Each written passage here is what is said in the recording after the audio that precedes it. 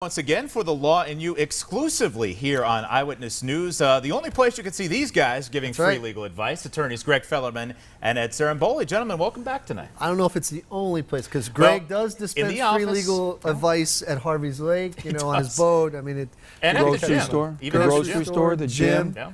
The gym. The gym. Always at the Wherever gym. you see me. Even during a flex. Doesn't stop him. All right, here's the question tonight, and this is from Mike in West Scranton. Mike says, I was in the ER last month for chest pain. They sent me home without doing any tests such as x-rays or EKGs. I then had a heart attack 2 days later. I'm still suffering from the effects of the heart attack. So Mike wants to know, by not doing those tests, can he hold the ER account? Yeah, I mean, Mike, anytime, you know, whenever you go to a hospital, especially an ER, and if you have chest pain, you know, the doctors, the nurses, they're required to go through a differential diagnosis process. And what that basically means is the most serious and preventable thing that can be affecting you, either confirm it or rule it out, which would be a heart attack. So if you went in, you were having significant chest pain, you had other risk factors as well, and they didn't do an EKG, they didn't do a chest x-ray or anything of that nature in order to rule out whether you were having a heart attack, and then you had a heart attack, you do potentially have a case against this facility.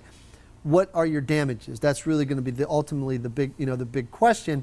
Said you're still having some side effects. Really, what are those side effects? I mean, that's going to be, at the end of the day, I think what's going to make the determination here. Well, and again, obviously you have to go get your records, have an attorney take a look at them. But in a lot of these malpractice cases, we see where people, you know, there's clearly malpractice, but the damages, like what are the injuries to the person, aren't that great. So, you know, you're not going to have nobody's going to really pursue those cases. Not that it's not malpractice, you didn't go through a bad event, but the economics of pursuing those are very difficult. So, you know, that's why you'll see that medical malpractice filings are down.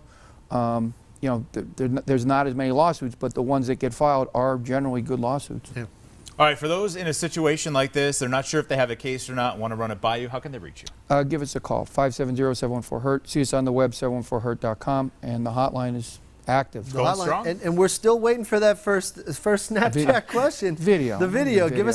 Send a video in so we can put it on the Law and You. Even better if it is Snapchat, but we'll take any video. Absolutely. Results matter. Attorneys Greg Fellerman and Ed Ciarimboli. Gentlemen, thanks for being here. Don't forget PAHomepage.com and the Law and You hotline are always open.